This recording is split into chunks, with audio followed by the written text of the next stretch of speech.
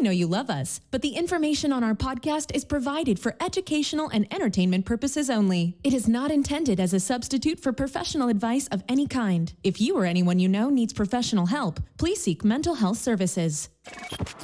Welcome to the Date Podcast, the show for anyone navigating the dating and relationship world. We interview celebrities, talk pop news, discuss dating do's and don'ts, and debate relationship topics. We are available on iTunes, Google Play, Spotify, or wherever you get your podcasts. Please subscribe and review if you like what you hear. Check out our website, datepodcast.com, for more information. Follow us on Facebook, Instagram, and Twitter. Now, let's get on with the show.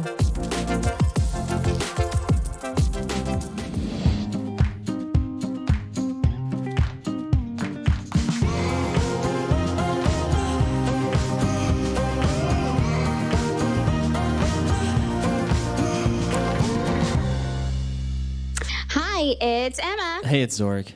Host of the Date Podcast. And we have a very fun and exciting show for you guys today. We do. Why is that? We do, because we have a guest. Nice. In the midst of Corona, we have a guest. I know. I get so excited when there's like people and like here with What about us. me? Well, not here with us. Hold on. What when you talk with me one-on-one? You are top liver to me right now.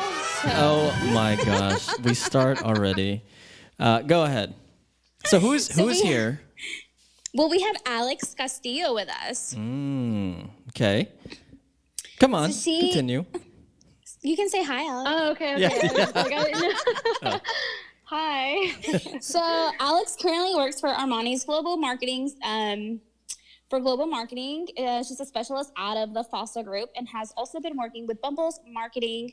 Has been working for Bumble as a marketing strategy in Dallas since September 2018. This is before she was promoted to the event and partnership manager this past year. Nice. Yeah. Nice. So a lot of fun. good. So go ahead, Emma. That's all I got. Oh, okay. Well, we'll talk more to Alex and about her experiences and her thoughts about dating and what to do, what not to do, and all that jazz. So I'm sure we'll have a good time with her. But first, Emma, what's going on? I have really good things to talk about today. Okay, go ahead. No, I'm waiting for you to cut me off. Go ahead. Alrighty. So Leighton Meester is pregnant with baby number 2 with Adam Brody. So if you know Leighton Meester, you know her from Gossip Girl because she was Blair. And Adam Brody, you know him from the OC. Right? Yes, we know them. Okay. How many kids? This is baby number 2. Number so 2. they already have one together. Wait, so it just popped out just now? Just popped up right now. Like during Corona? Well, I guess she's probably like 3 months pregnant because that's when you can like formally announce it. Oh, okay. That's really odd. least- It's a weird time to be born, even. It's right? not born. She's pregnant. Oh, I thought you said pregnant. Okay, go ahead. No, I said she's expecting baby number 2. Okay. Pregnant with baby number 2. Okay, got it. So, if people remember, they got married in 2014, and it was a very like secret ceremony. And so then in 2015, they announced that they were going to have their first child, which is a baby girl named Arlo Day Brody. And so now they're having a second baby. Nice.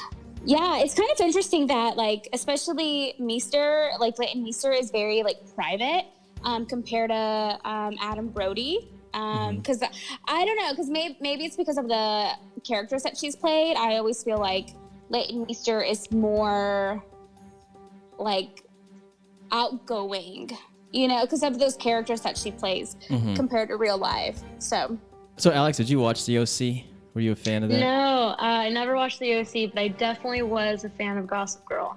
yeah, There So I went through a phase where I was also wearing the headbands and trying to be like the mean girl at school. it's because she did such a good job of being so manipulative that you were like, But you also wanted that glam, you know? You wanted to be like the person that everyone knew. You wanted to be the one that like knew all like everything about the parties and the like everything going on. Yeah. like the popular villain.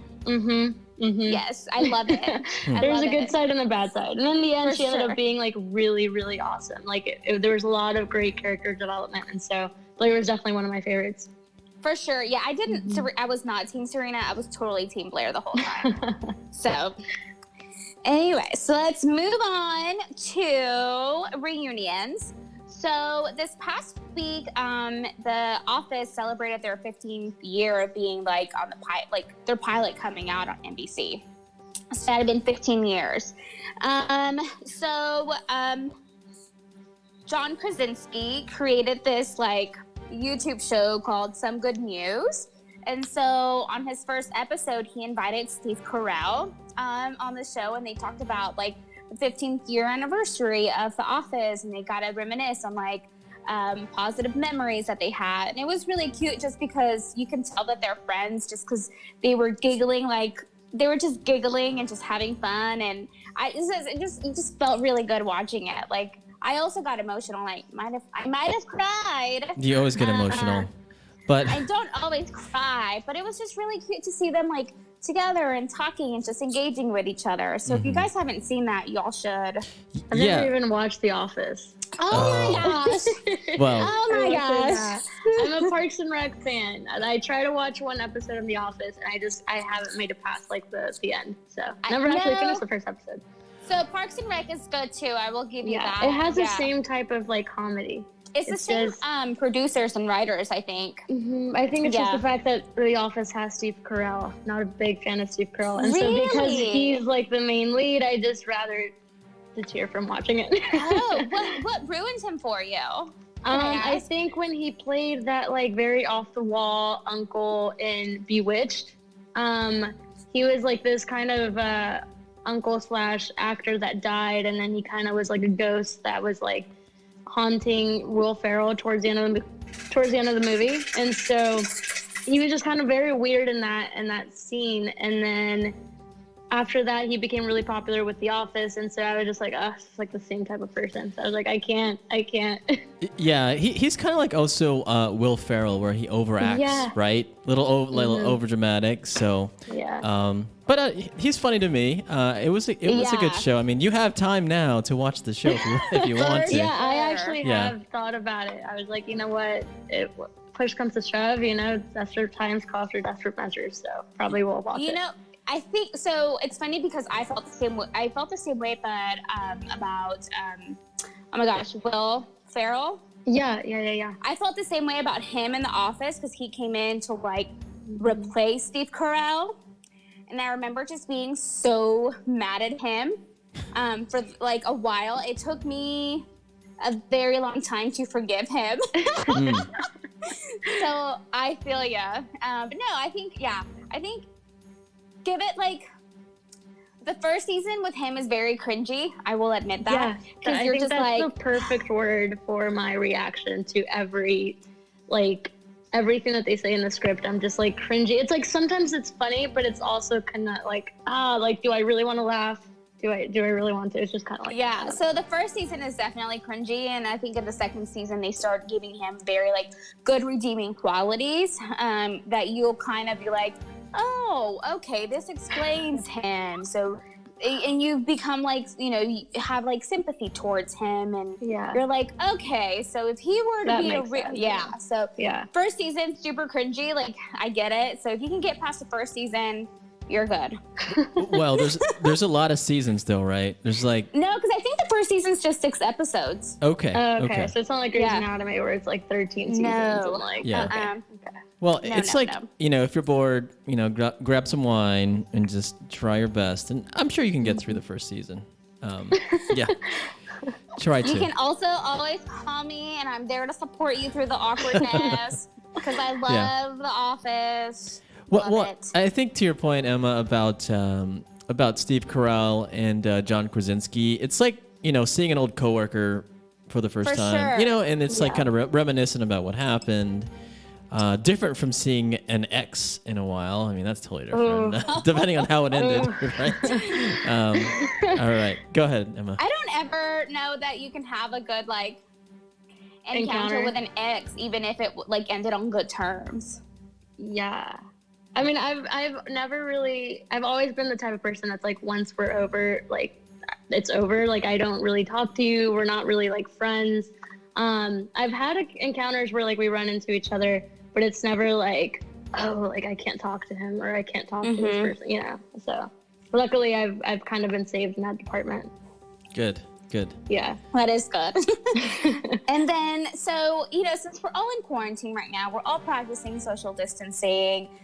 And this is truly like a global thing that we're all doing, you know, together and separately, right? Like together but separately in our own homes. J.K. Rowling has decided to give us a wonderful gift since we're being quarantined. So I'm also a big fan of Harry Potter. Yeah. In case you can't tell. So she has actually announced something called Harry Potter at Home. And so basically what it is that it's a digital education program for kids that just allows them to like cast spells on homework, and it makes like learning fun. And so it's a really cool place for everyone who kind of loves Harry Potter, who grew up with Harry Potter, to, you know, be interactive use it, and teach. The other cool thing that I'm really excited that I'm about to do as soon as like we're done with this is that she announced that Harry Potter and the Sorcerer's Stone, the audiobook, will be free to access on Audible Stories and Overdrive throughout the month of April. Oh, wow. Yeah, so it'll be cool. So I'm gonna do like I'm gonna have my book, and then I'm gonna have Audible read to me. So remember like when you were in school and they'd always put like the tape player? I'm gonna do that. Oh, wow. So I'm excited for that. That'll be cool. Nice.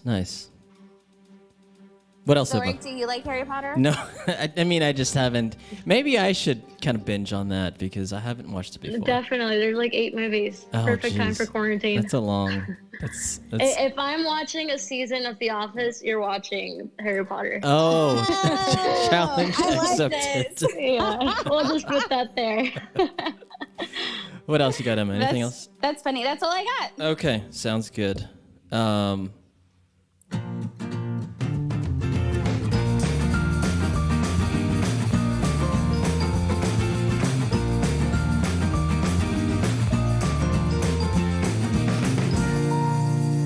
Okay, what do we have today, Emma? Who do we have? Come on. Well, we have Alex Castillo. Nice. Hi. Can you say it the right way, Zorric? I'd rather not butcher. I'll just call her Alex. There's always Castillo. Yeah, Castillo. You're in Texas, so, you know, we can say there's many different ways to say it. But yeah, so let's get to know you just a little bit, just a tad bit. So were you born and raised here or somewhere else? Yeah, born and raised in Dallas. My mom came from Mexico City with my sister about a year before I was born, and then I've just been here ever since. Mm-hmm. There was 1 year that I lived in San Antonio, but that was just when I started off college. Gotcha. So I decided to spread my wings a little bit and then come back home. Yeah. Not too far. Waters, right? Yeah. Yeah. Home is home too, and you have your family with you. It's just not the same. I kind of did that too in Houston, but Dallas to me is home. So, so what about school? So you went to San Antonio for a bit. Yes. So I went there my first year at UTSA, and then I ended up coming back to Dallas because I switched my major, and then there were just a lot of different changes within my family. And so I just figured going back to Dallas is probably better for me because I originally was in school for architecture and interior design, which UTSA has a great department.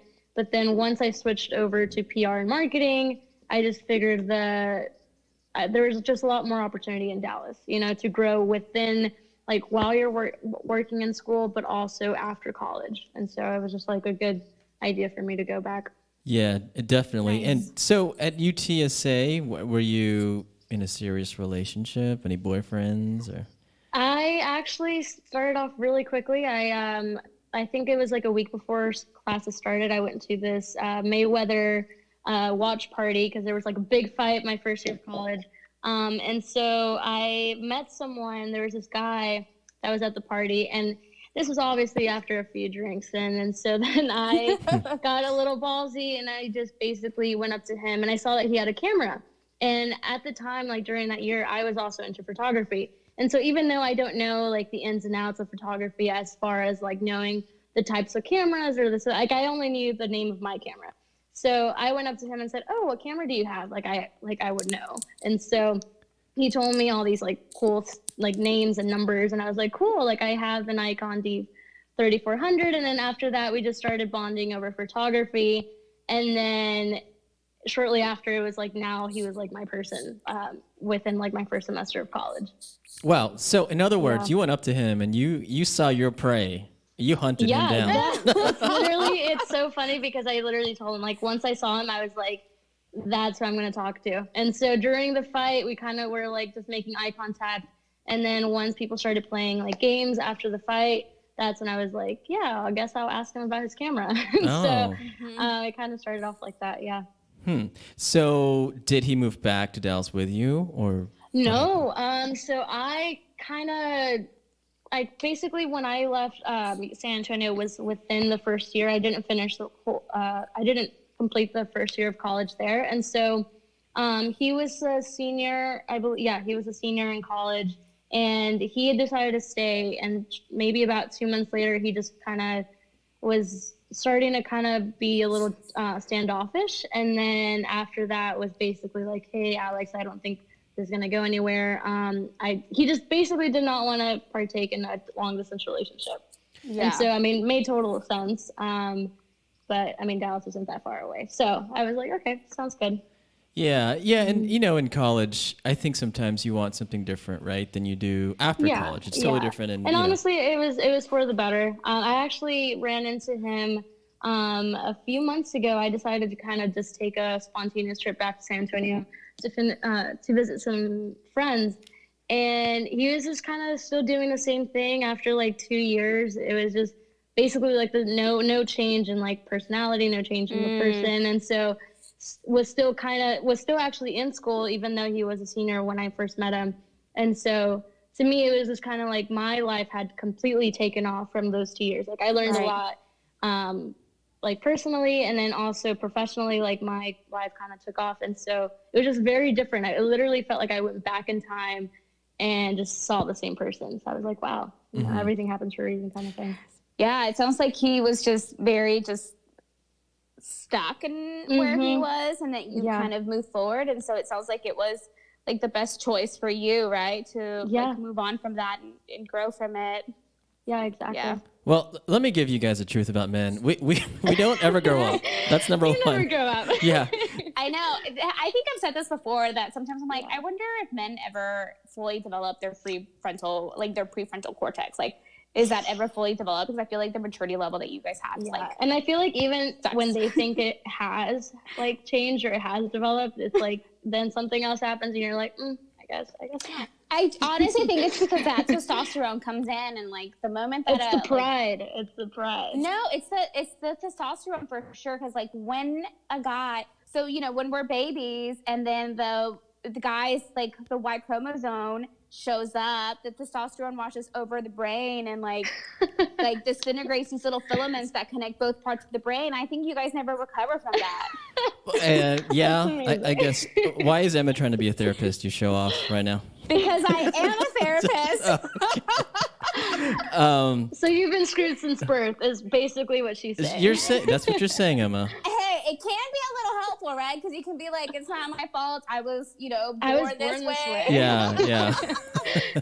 Yeah. I mean, I still laugh at fart jokes and like God. just Yes, it's just so true. I'm still we don't grow up. So anyway, so you moved to Dallas, and when did you want to become or get into marketing? Is it when you moved into Dallas or before? No, so my original plan when I first started off college was to double major in architecture and PR. Wow. My overachieving self was like, yeah, I'm going to do it. I'm going to do both. But I was really into the arts then and like into design. So I figured I would just start off with architecture, and then after a year and a half, move into PR. But the reason I kind of became familiar with PR and everything within high school was because I was, like I said, I was really into photography. So I got my work featured in the gallery, and not only was the work like really like remarkable to me, it was the fact that everyone came together in one event, one setting. Like the catering company was amazing. They had interactive like games throughout the whole exhibit. And so I spoke to the person in charge of the scholarship fund that basically put together the exhibit. And then from there, he said, yeah, well, I actually got a PR agency to put this whole thing together. And so then I spoke to her, and that's when I was like, wow, like now I know what PR is. And so it was just a matter of me realizing, okay, architecture is not for me. Let me substitute that with PR from now. And so that's how it kind of took off. Nice, cool. nice. So PR, I bet you meet a lot of people, a lot of men or women. I mean, so I mean, I'm just saying. I meet a lot of people. It's been honestly a blessing because like when I first moved back to Dallas, I became involved with like working with Red Bull, and then shortly after iHeartMedia. And then during that time was also when I became involved with Bumble. And so with all of the companies that I've worked for, there's just a lot of events, you know, and a lot of people that specialize, whether it's in music or the arts or entertainment, like whatever it is, like even sports, like you just meet all sorts of personalities, all sorts of people. And so it's one of those things that like with PR and marketing, not every day is going to be the same. And every day you can go in meeting like 20 people, the next day it might be 5, but it's still just a matter of everything being so different, you know, and the mix of variety in people is just amazing. Yeah. Do you think as you're a kid, were you thinking about PR and marketing? What did you want to be? Personality wise, I've always just been a people person. You know, my mom would say that we would go to a restaurant, and then next thing you know, like I'm talking to the owner of the restaurant at like 4 years old and just striking up a conversation and like being just so outgoing and friendly. But I originally wanted to be a doctor, and then I realized, okay, science is not for me, and that's going to be like 20,000 years of school. And so then after that, it was basically like a complete leap from going into med school to going into fashion design. And then from there it was like, okay, let me do architecture, graphic design. And it was always just kind of like the arts ever since like maybe primary school or like high school. But yeah. Yeah. So what about, you have any kids, married? No kids. None of that stuff. No kids, no marriage. Like because my mom, she was a single mother for so long, up until I was maybe 8 years old. So growing up, she just always kind of gave me that mentality of being like a strong woman for myself and for my future.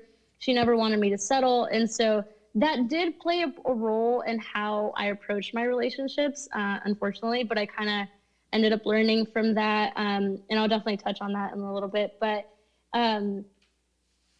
yeah, it's just like, I don't know. It's just like, I decided, you know, there's no rush into anything, and everything is going to take its time, and everything happens for a reason when it's supposed to. And so even though some people have met their like soulmate at like 20, 24, 23, and they're like, oh my God, like I met them, let's get married. It's like, even though I met them, what's the rush? You know, like kind of let's grow together as people and then as a couple. And then eventually once the time is right, we'll know. And then that's when you take that step. Yeah, you can't rush into that. I think, is that, Emma, is that like a cultural thing, you know, focusing on your business or your kind of hustle first, or not so much? Like in the Latin community? Yeah, or I would say it's kind of the opposite. Oh, really? It is the opposite, yeah. I mean, we're told that. So, I mean, it really comes like they tell us that we need to have our careers. They tell us we need to go to college and have careers, but like when it comes down to it, it's like you have to be married with children in order to feel like you have quality of life. Yeah, Really? and like I kind of it's luckily for me, like my sister right now, she's 30. She actually just turned 31, and so seeing her grow up and be, you know, 24, 25, still maybe in a relationship, but like not married, not even speeding through that lane, and then being 29, 30, still not married and not rushing into having kids. It's like now as like the whole millennial community, you kind of see that become more apparent and become more popular.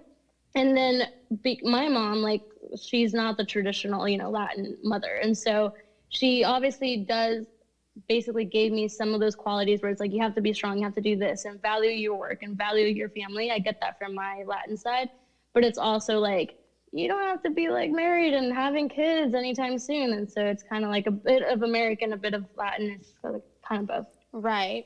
Yeah. Yeah, and I think too, you touched on it too, like the millennial generation, and I think just now in general, people are focusing on their career first, and the marriage age is getting higher, right? I think it's like 28, 29 now. Which is great for you and me, Zorric. Oh yeah, I'm past my prime, guys. I'm just gonna cruise. I guess I haven't hit my prime yet, so I'm good then. I guess. That's good. Am I in my prime? I don't know. You are, Emma. You are. You are. Come on. I'm still waiting. Yeah. You're still waiting. There's a glow up. Early 30s, I'm good. Early 30s, I'm still good. Mid 30s, I'll start freaking out. Yeah. So Alex, talk to us about your time at. How'd you get hooked up with Bumble? How did that happen? Yeah. So fun fact, I actually matched with my former boss on Bumble, but it was on the BFF side. Okay. I always have to clarify. It was on the BFF side. So my former boss, she had just moved to Dallas from Arkansas. And as soon as she moved to Dallas, the Bumble team in Austin basically got a hold of her and said like, hey, we're trying to set up a marketing team again in Dallas, and we want you to create your team. And this was way before, now you actually have to apply to be within like the marketing team of Bumble. And so then we had just matched like a month after she moved. And then she was like, hey, I feel like you know Dallas better than I do. And you know, like what's going on and who's like doing what. It's like, would you be interested? And I said, heck yeah. And so nice. I've actually been on the team ever since in 2018. So it's just been a lot of fun. Mm-hmm. So is it just a lot of events you coordinate, or what kind of things you guys do? Yeah, so we actually took a complete turn of how we do our marketing as far as like a big city of Dallas. Before, when I first started out, every city from like Austin, Dallas, Chicago, Seattle, to like Kansas City, they were doing little bit of like field marketing jobs with throughout the city. So it was like putting up flyers or stickers, or events was a big thing, but it was a lot of just like little fun knick-knack things. And so now Dallas, Austin, LA, New York, and Chicago are basically one of the big 5 cities that we're focusing on. Essentially, we call them our tier 1 cities. And so we focus on events and partnerships and long-lasting relationships with companies, and not just like a one-off event and like, sweet, that was fun. We want to kind of implement that relationship within the community and within that company for as long as we can. And so that's what we're doing right now. So that's what's called a partnership manager, right? I'm guessing. Yes. Assuming. Okay. Yes. Yeah. Yeah. And so the purpose, what's the purpose of the event? Is it to like get people to meet, or is it to get people just to get on the app? We try to do brand awareness. Not a lot of people know that Bumble is more than just a dating app. You know, like obviously we value relationships across the board, but it's not just the romantic relationship. It's the platonic relationship. It's, you know, the professional networks that you meet. You know, it's like you go to a networking event and that's great. And you might go to a gym class and you meet someone and that's great. But like somehow having that like online portal kind of gives people the vulnerability to be themselves. And so it's easier to meet people. And then our events kind of allow you to, you know, you met this person online. Now we give you a chance to meet in person and to like have that interactive relationship through our events. And so our events range from like a bar tab, coffee tab, to a fitness class, to a network panel.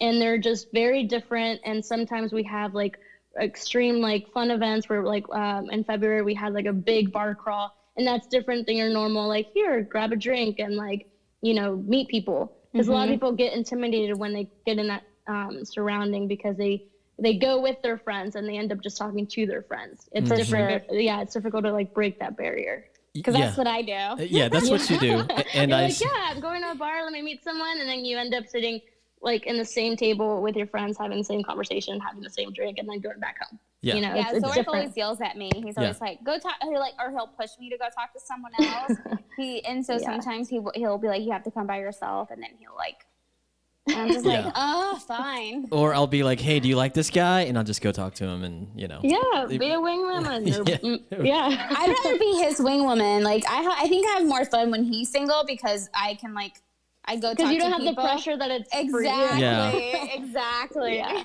No, you touch on a lot of good points, Alex, because we have our podcast, we have singles events, and we'll have like 20 or 30 people. And the people that come together stay together. And I'm like, Emma, you need to break up that group. And then so we make sure that everyone talks. You need a good like icebreaker. You need something that kind of gets people moving. It's like similar to me. Like when I ever have like a first date, my favorite first dates are always something interactive. Like, yeah, dinner is fun and like grabbing drinks is fun. But in the back of my head, I'm like, okay, what if we run out of things to talk about? Or what if I get a little awkward or, it's like kind of different, but if I go bowling, like it shows my competitive side. If we go to a bar and have a few drinks, but play darts while we're having drinks and talking, it kind of lets people get out of their comfort zone, let loose. And then once you start being competitive and fun, then your personality gets to like shine through that. And so you're not thinking like, okay, like we're just sitting down having like an interview kind of thing. It's different. Yeah, I see your point there because I just like a fancy old dinner. I mean, I like to wine and dine, nice fancy place. But no, I think also whenever you're out and about, there's also those pheromones. Emma, isn't that the scientific thing where like pheromones or testosterone or something? Whenever you're doing something together with somebody, you kind of like feel more connected. In that sense. Bonding. Yeah. There's some chemical. Yes. Like I said, science is not my forte. Yeah, mine either. So I was just like, what are you trying to say? But I'm trying to say that when you're having fun with somebody and doing some activity rather than doing like the whole interview thing, it's much better. It's fun. I think you connect in a different way too. So I'm surprised this hasn't been a case study, or that we haven't been aware that it's a case study yet. Like, is there a scientist out there going, what makes a first date successful? And then like, is he making people engage? If there hasn't, I'm copywriting this and I'm going to do it myself. Okay. Let's do it. Yeah.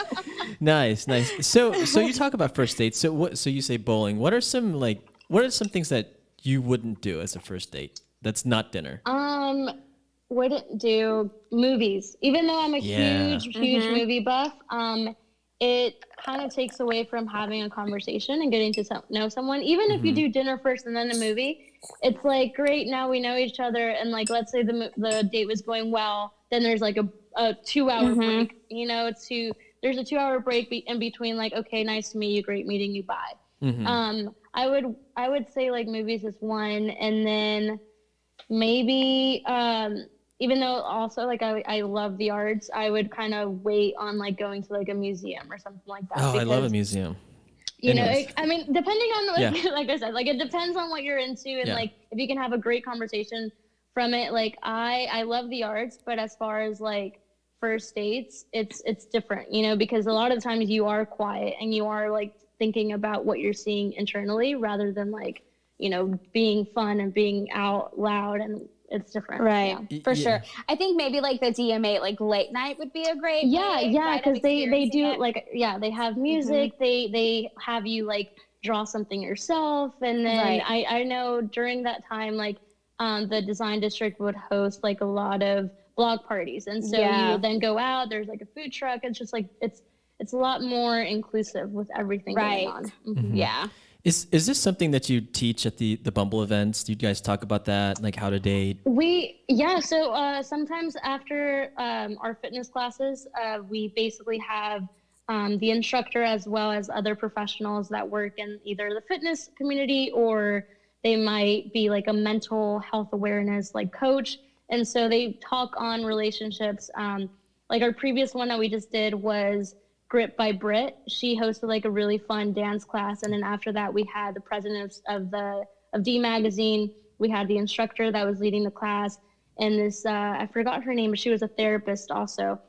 And so they were talking on how to not only have a well-rounded life that touches on like your spirituality and your fitness and your your goals and everything, but also how to have a healthy relationship with yourself and with your partner. So basically balancing those things out with your career and your you know, your goals within yourself, kind of both. Yeah. Are there any men at these events? Are they invited? Yeah. Okay. Yeah. So some of our fitness classes, we try to also just have women because we're emphasizing on Bumble BFF.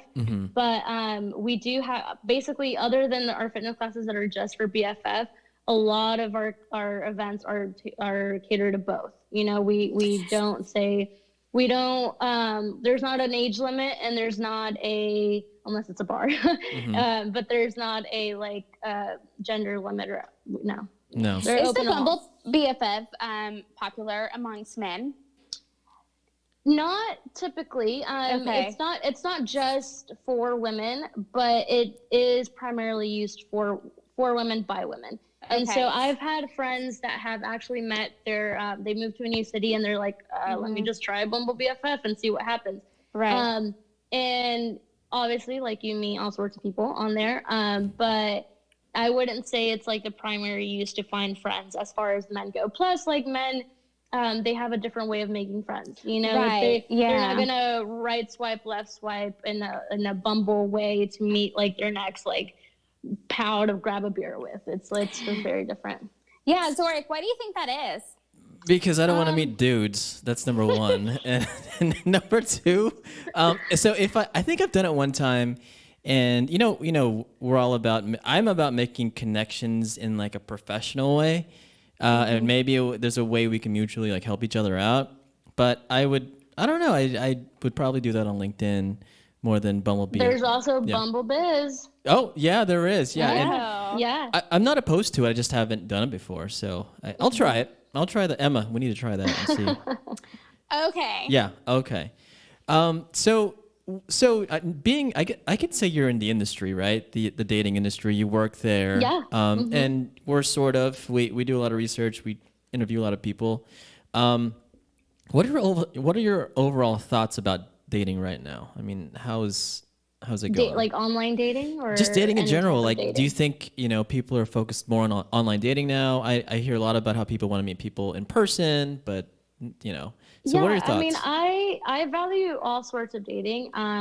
Growing up, I was obviously very focused in school and never really, even though I loved events and I loved going out, it was a slow process to kind of get in that field. And so starting off, I'd met people online through like social media. And so a lot of my friends came from Instagram, and like to be honest, like my very first relationship, like serious relationship that I had, was in high school. I met him through Instagram, and he ended up moving to Texas, and like the whole thing kind of shifted. But I'm not opposed to meeting someone online or meeting someone in person. And obviously with the whole coronavirus thing going on, it's kind of limited our chances to meet people, but it hasn't necessarily hindered them completely. And so maybe your usual way to meet someone isn't going to be your regular way now. Maybe you're not going to a bar. Maybe you find yourself at Tom Thumb, grabbing groceries and hoping you run into like your next like partner. But there's also ways to meet people differently. And so with Bumble, we actually started using video calls and video chats so that people can get to know each other using our app, but also, on every sort of like medium. And so it's kind of like Love is Blind. I don't know if you guys saw the show. Oh my gosh. We love it. Yeah, so the show is very much exaggerated, but it was so, for me, it was kind of beautiful to see that, because you do get to meet someone on a very personal level without seeing them for a while. It's like, and so obviously Bumble's different. It's like you actually get to see the person and how they look like, and you get to see their friends' photos and like their family photos and everything. So you get an idea of who they are. It's just, you get to know them on a more deeper level, because you're just having conversation with them. You're not just like having a drink and then going and like watching a movie together. You're actually talking. Yeah. For sure. I do feel like this is helping people like do get to know each other on that more intimate level. I call it like Jane Austen dating, right? Because we're really going back to those basics. And plus it's like you're getting to know yourself too. You know, like for sure. A lot of the time you find yourself alone, whether it's reading a book, cooking dinner, watching a movie. It's like we spend times with ourselves like a lot of the time now. And so that's kind of playing a part in how we have conversations with other people. Yeah. So is love blind to you? Is it? As far as like what Be the honest. show was trying to say. Be honest. I'll give you my honest answer after yours. Yeah, I'm gonna call you out on yours. I think it is. I actually do think it is, because there's things that happen in relationships that shouldn't happen, but because we are in love, we try to justify things. And then as far as like physical beauty, I've definitely seen my fair share of relationships where the person might not be my quote unquote my type, or who I find attractive, but their personality with how they interact with me, how they interact with their friends, and how they interact with family is a lot more attractive to me than maybe having like a 6-pack and like a great beard and everything. It's just different, you know? You get to appreciate the person for who they are rather than what they look like during the summer or like in bed. Yeah, for sure. Yeah. Zorric, do we accept your answer? I think at least someone's not shallow, because we're shallow. We are very shallow. We're very shallow. We're like, love is not blind. Love is shallow. We care about the appearance. Yeah. Hey, I never said I didn't care. I just said Correction. being funny, it definitely, you know, Yeah. changes the balance a little bit. Yeah. Yeah. No, I think it matters to an extent. Obviously, you have to be attracted for sure. You want to be attracted to the person. For but you sure. also, I like the way I say it's like I'd rather have the funniest boyfriend than having like the hottest boyfriend. You know, like it's just it's very different. Yeah. Yeah, I think I saw something the other day about humor. Like, but everyone is looking for humor. If you check every Bumble profile, like it says, I'm looking for someone who's funny or someone that'll make me laugh. Yeah, it's just a matter of you don't want to find yourself bored. And I feel like a lot of people are afraid to not only be bored when it comes to humor, but just finding themselves losing interest, you know, with Have someone. you guys watched Fleabag? It's on Amazon. Okay. So it's each episode's like 30 minutes long. It's 2 seasons, and it's like 6 or 8 episodes. And in the second season, one of the characters is like, "You said that me being funny was gonna be good enough." He's like, "I'm not attractive. I have a sucky personality. You said making you laugh is gonna be okay." And she's like, "No, it's not." You know, so it's just kind of like thinking that just made me think of that. Sometimes we think that making us laugh is going to be enough, but like, yeah, you know, there's other factors helps. for sure. It might not, you know, tip over the balance completely. Yeah, and maybe it's not like me telling jokes all night, but it's also like having fun together and laughing together. I mean, it's because humor allows people to break out of their shell. For sure. And it allows people to just be vulnerable and be themselves. And I think that's why I value it. And that's probably why I value having like a very interactive date, because I find myself laughing more and, you know, being comfortable with myself more. And so I think people just try to, you know, seek that out in a person. And so it kind of helps them in the relationship. So I guess your answer is it depends. Is love blind? It depends on the personality. It depends if he's you know. I definitely think that love it's strong, you know, and so it might, like, I will say love does make you blind. I wouldn't say necessarily like love is blind. Have you ever been in love before? Yes. You have. Emma, have you? Have you? I don't know. Every time that I think about like and I reflect on it, I just feel like I've just been heavily like infatuated. Shallow. Lust. Yeah, like maybe it's just me not wanting to admit that I have been in love because you know, because I'm not a fan of being vulnerable sometimes. So I wonder if that's, I don't know. My therapist will tell me about it later. Okay. Okay. I'm a therapist who has a therapist. Yeah. Huh? As you look at your bottle of wine. Yeah. So has there been a spike in the users on Bumble currently?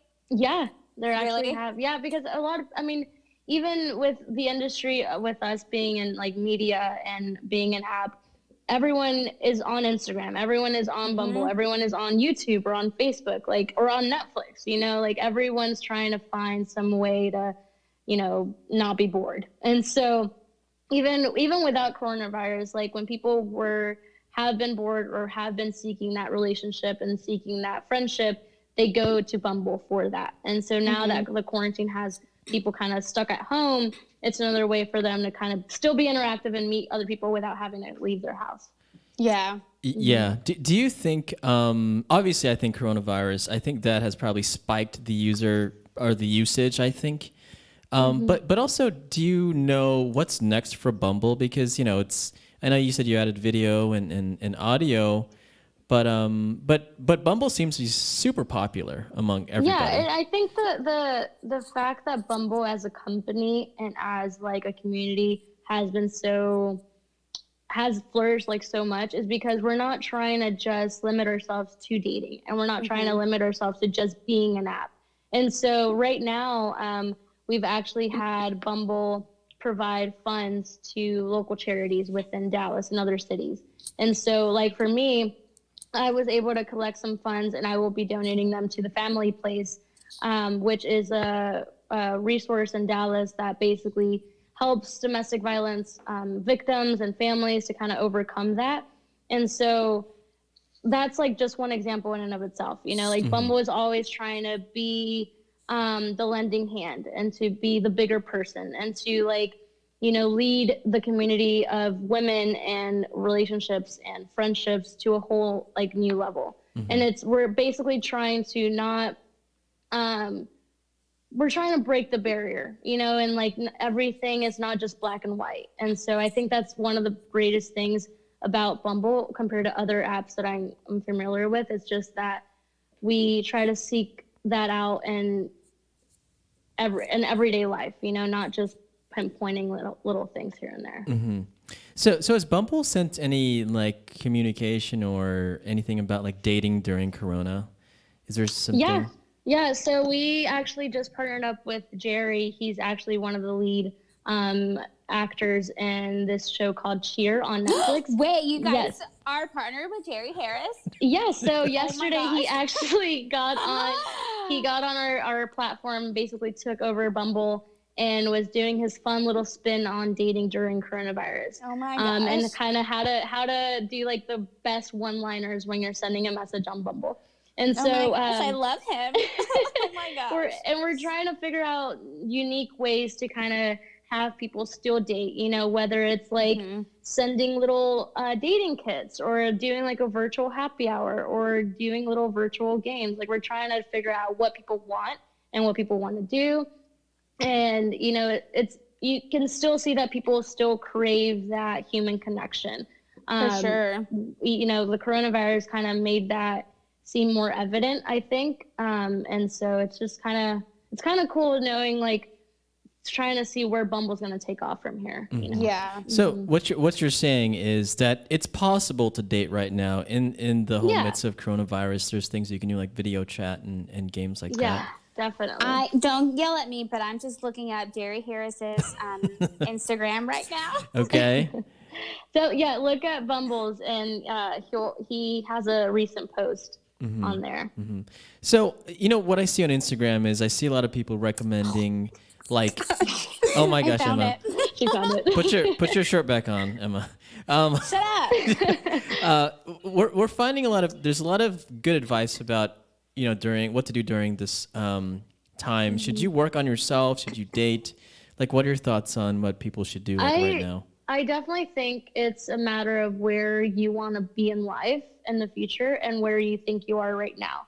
And so I definitely think that after this coronavirus, I don't think people will be the same. I think people will be appreciative of the time that you do get to spend with family and friends and the time that you do get to be outside of your home. And it's going to be amazing kind of seeing where people are.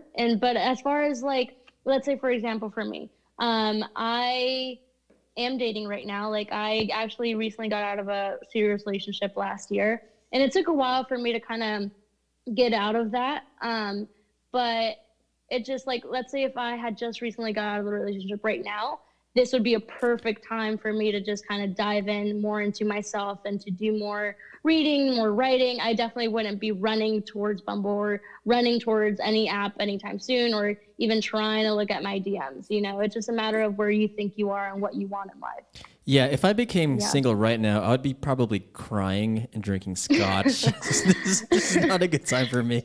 Oh gosh, please don't. Please I won't. don't break up with your girlfriend. But so like, my sanity can't take it. Like Donna, it's not even about you. It would be very boring. Oh my gosh, he would be so needy, and I couldn't. I can't. This You is want what. to do a podcast episode every day. Yeah. It's like I need someone to talk to. Yeah. So I think you touched on that the next question. I think things are gonna change. I think dating is gonna change. I think because the stat is like 50% of people kiss on the first dates, and there's a lot of hand holding on first dates sometimes.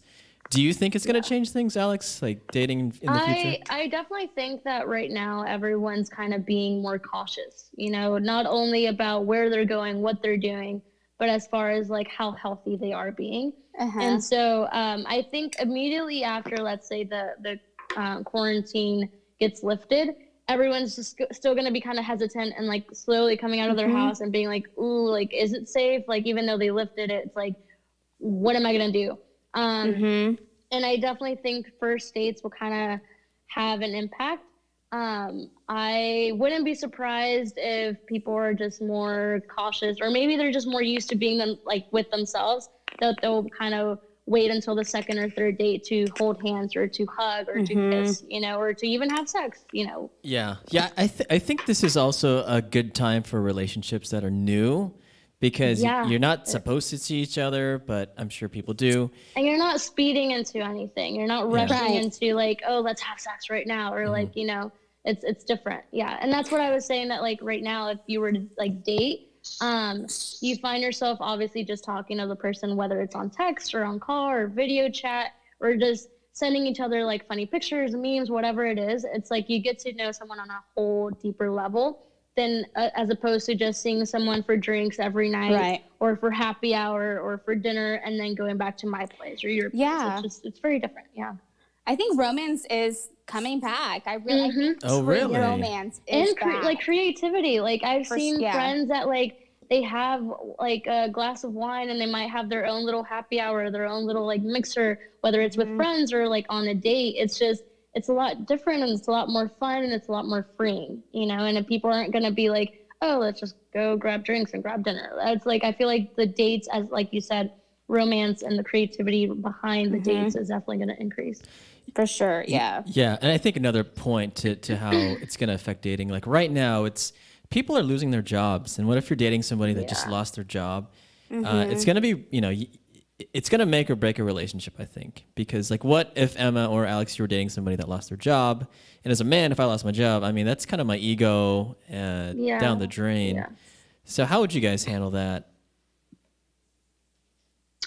I've never really cared for, I mean, I definitely respect someone being like established and someone having like their life like together and everything, but it's very different when it comes to like the coronavirus and people and how it's like affecting jobs.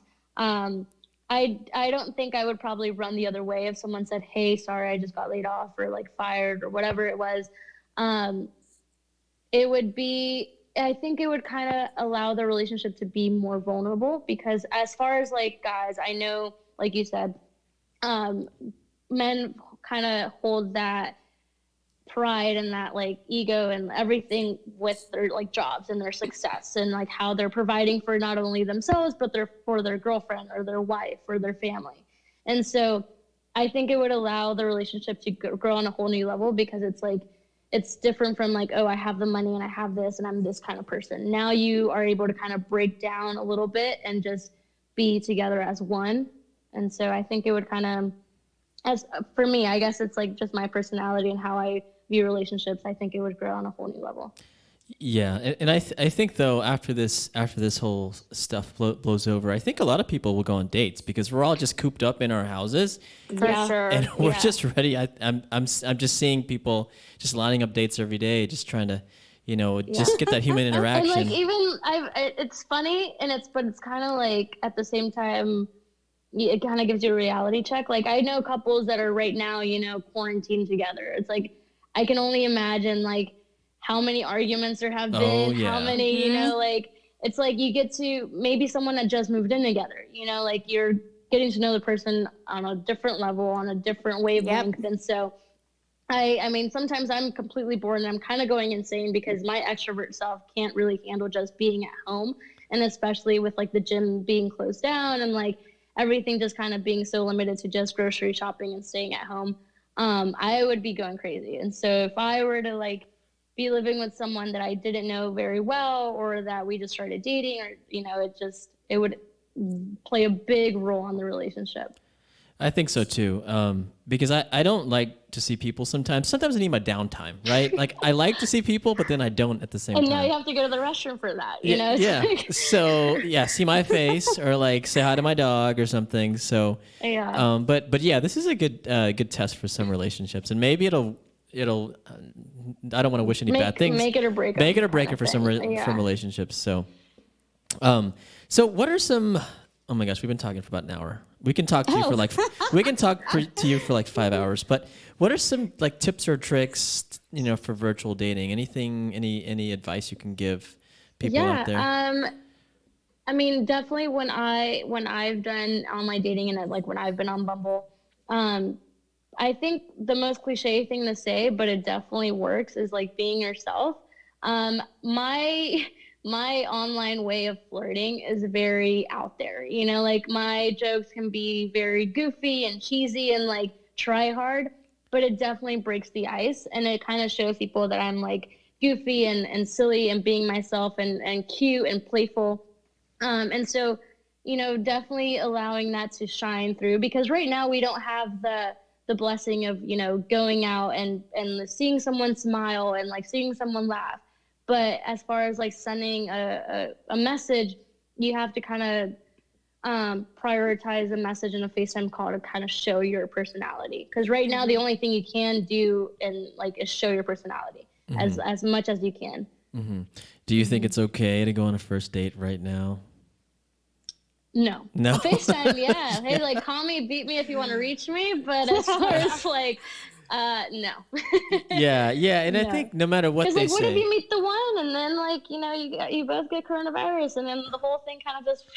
It's like Romeo and Juliet, you both die. Yeah, okay, that was nice while it lasted for 5 minutes.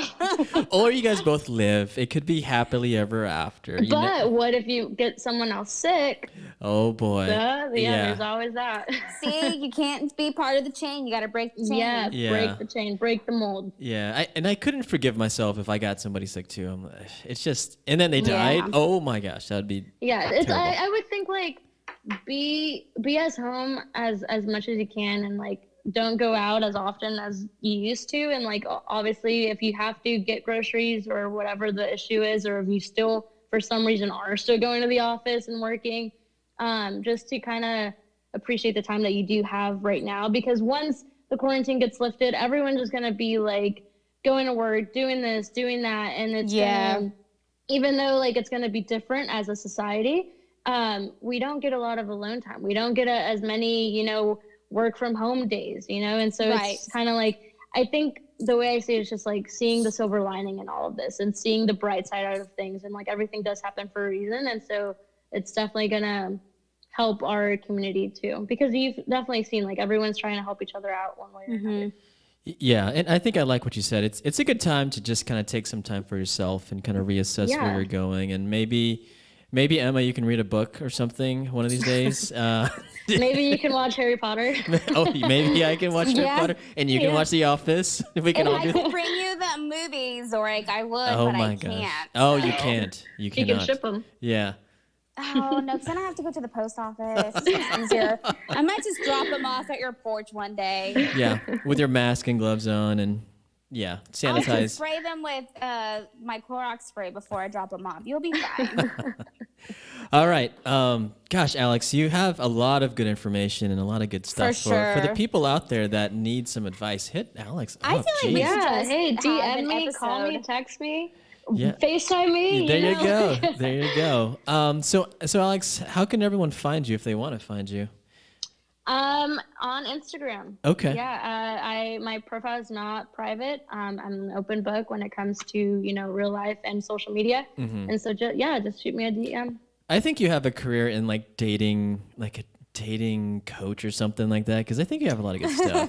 Yeah, I actually am trying to write a book right now, and obviously this whole quarantine is definitely helping that. Yeah. So, yeah, you'll see me more. You'll see more of me in the near future. Well, come back when your book is done, and then come back anyway, because we love to have another hour with you and just talk about dating and just life. For sure. That'd be fun. So, Emma, what did you learn from Alex? I learned that after all this is over, I should probably join one of the Bumble events. I think I should too. That's what I learned. But number one, it's like it's okay, everyone, to focus on your career first. It's okay. For sure. Don't rush. Take your time, and the right person will find you, or you'll find them. Well, in Alex's case, she'll find you if you're the right person. Hey, hashtag Bumble. Hashtag make the first move. There you go. Emma, anything else to say before we go? No, this was a lot of fun. I feel like we can just even have an episode just on like the Bumble events that you've mentioned, because I just thought that was so cool. But I knew that if we went down that rabbit hole, we probably would not come out. Alex, anything else before we go? I think, just focus on yourself, be yourself, and be open to new possibilities and new opportunities. And just, not only being at home is it going to change you, but it's also going to be great, for the future and for what's to come. Sounds good. All right. Okay, Alex, thanks again for coming by. Thanks for having me. And Emma, we will talk to everyone again next week. All right. Okay. Bye. Bye, y'all. Bye. Thanks for listening to the Date Podcast. Please subscribe and review if you liked what you hear. Send us an email at hello@datepodcast.com for any questions, comments, or show topics you'd like for us to discuss. Follow us on Facebook, Instagram, and Twitter. Most importantly, tell your friends about our show.